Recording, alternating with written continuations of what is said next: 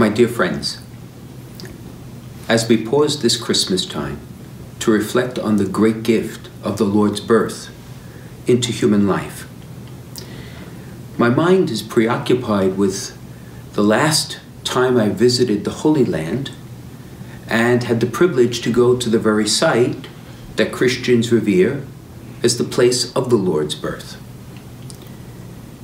What struck me in that visit was how simple, one could say how poor it still remains, even after these many centuries of veneration. In order to actually adore the place where the Lord was born, you need to get on your knees and crouch into a very small space. Tradition also holds that after the Lord was born and after he was wrapped with swaddling clothes, that off to the side, in still dirt, would have been the place where Our Lady would have reclined to rest.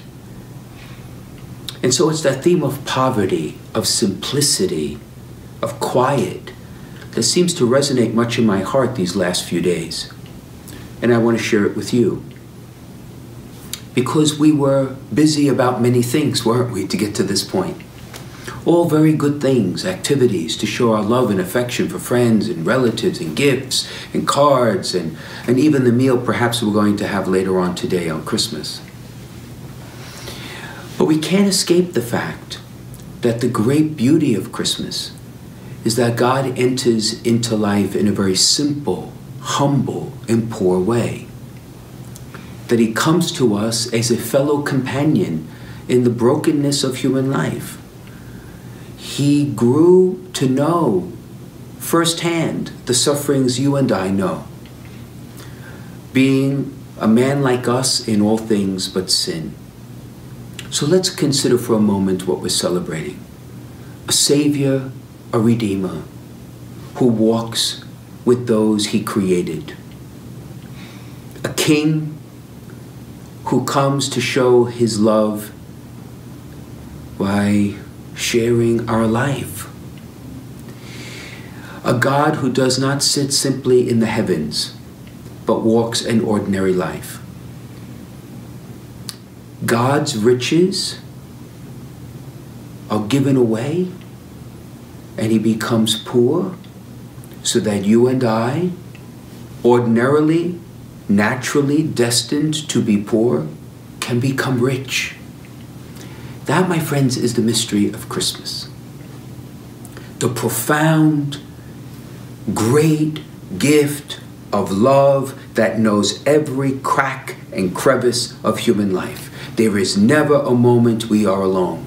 And that is all because the Son of God took flesh and was born of the Virgin Mary in that quiet, simple place.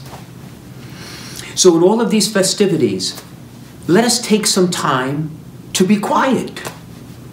Time to simplify our behavior, routine.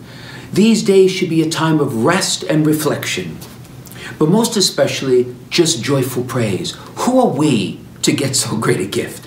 Who are we to have received God in human life? Who are we to have received a Savior and Redeemer? But we are the beloved of God. Wildly loved, even though we can't earn it, we can't merit it. And it comes to us in the quiet of a manger.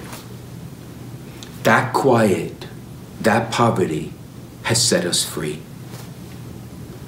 And so, my friends, I wish you, your families, your friends, those whom you love, your neighbors, your co-workers, a blessed, happy, holy Christmas. May it be a time of blessings, peace, and grace for us all. Merry Christmas.